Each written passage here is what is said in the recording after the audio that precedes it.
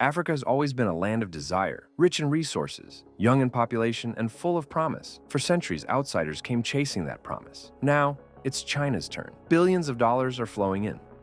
Roads, railways, dams, and power plants are springing up. To the world, it looks like progress. To Africans, it feels like opportunity. But behind the shiny projects is a bigger story, one of loans, leverage, and quiet control. Is China building Africa's future or quietly taking it? The Belt and Road invasion. Africa has always been a land of promise, rich in resources, young in population, and full of potential. Today, China has arrived with a plan bigger than most nations can imagine. Through the Belt and Road Initiative, Beijing has pledged over $1 trillion in infrastructure investment across the continent, from deepwater ports in Djibouti to highways in Kenya, from railways connecting landlocked regions to power plants illuminating cities. Chinese investment is transforming Africa in real time. On the surface, it looks like progress. Roads are longer, cities are brighter, ports handle more cargo, and power plants hum with life. But these projects are tied to loans with complex repayment schedules. Governments are required to repay on Beijing's terms, often in foreign currency, creating long-term financial exposure. While African leaders celebrate these visible developments,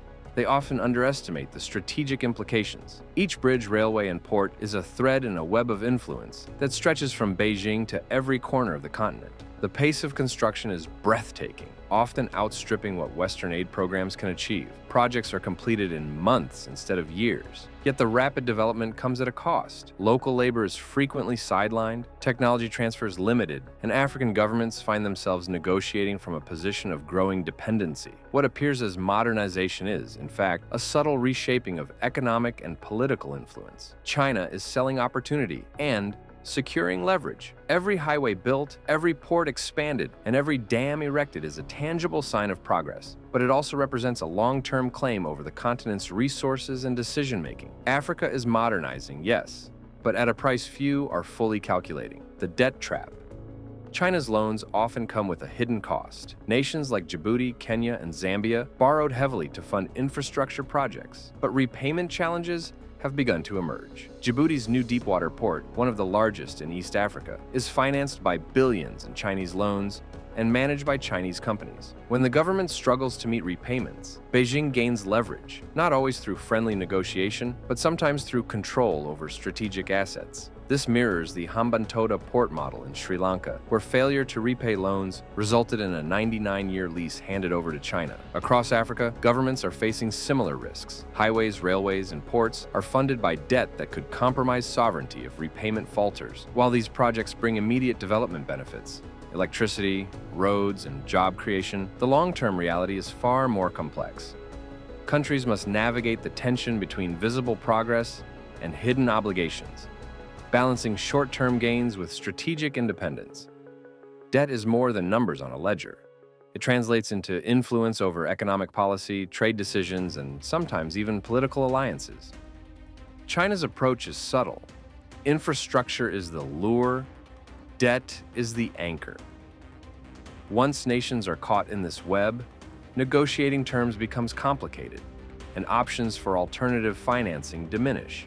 Governments often accept this trade-off because Western aid programs are slower, conditional, or less generous. But the consequences may only become clear decades later. The debt trap is not inevitable, but it is pervasive. Projects that appear as development can quietly bind nations to Beijing's strategic goals. Africa's growing infrastructure is impressive, but every loan carries a hidden weight, one that may shape the continent's politics and economics for generations. Resource deals and strategic extraction. Many of China's loans and investments in Africa are tied directly to natural resources. Angola, Zambia, and the Democratic Republic of Congo have signed deals that exchange infrastructure financing for access to oil, copper, cobalt, and other minerals. These agreements create a clear equation. Africa receives modern highways, ports, and dams today, and China secures essential resources for its industries tomorrow. This approach offers immediate benefits: electrification, connectivity, and economic activity. But it comes at a long-term cost. By trading future resource rights for current infrastructure, African nations risk undermining the sustainability of their own economies. For instance, Zambia's copper mines are heavily leveraged in agreements with Chinese firms, meaning revenues that could have fueled domestic development are redirected toward debt repayment or profit repatriation. African governments provide access to resources and regulatory approval. While infrastructure appears neutral, the arrangement subtly prioritizes Chinese interests over local development priorities. There's also an environmental dimension. Mining and extraction projects often cause deforestation, soil degradation, and water pollution. Communities around these sites face disruption, while governments gain visible development milestones that are politically advantageous. Africa's natural wealth fuels development projects, but the benefits are unevenly distributed. Chinese investors secure commodities and influence. Local economies gain infrastructure, but often lack the revenue, skills, or regulatory leverage to control long-term outcomes. The continent modernizes, but it also becomes increasingly entwined in external dependency. Labor, technology, and skills. Despite the scale of Chinese infrastructure projects, local labor often benefits minimally. Chinese companies frequently bring their own laborers, limiting employment opportunities for Africans. Construction sites teem with Chinese engineers, foremen, and technicians, while local workers fill only support roles, often with lower wages and minimal training. This dynamic extends beyond labor. Technology transfer, the sharing of engineering, operational, and managerial skills, is limited. African governments gain modern infrastructure, but the expertise required to maintain, repair, and expand these systems often remains with expatriate teams. Railways function, ports operate, dams produce power, but the capacity to independently manage these assets is underdeveloped. The long-term consequences are clear.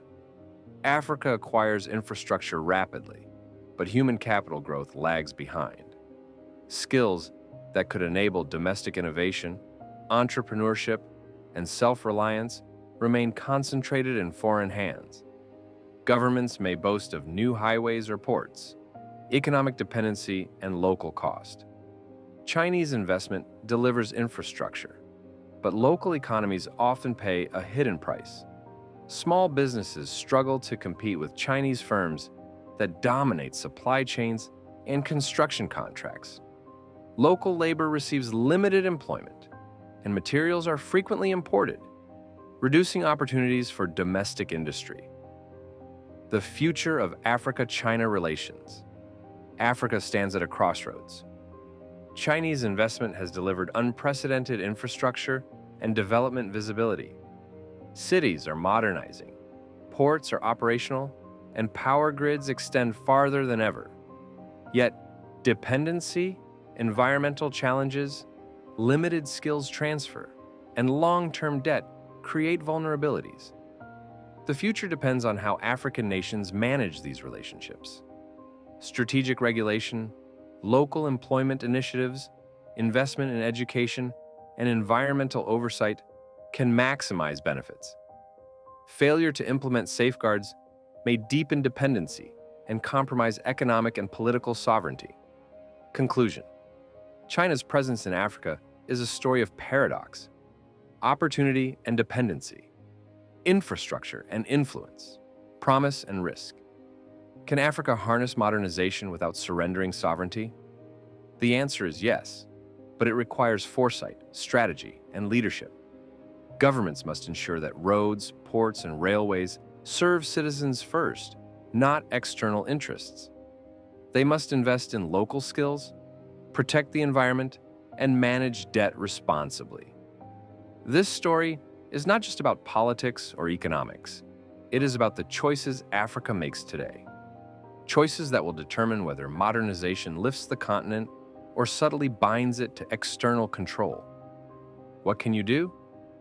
First, share this video.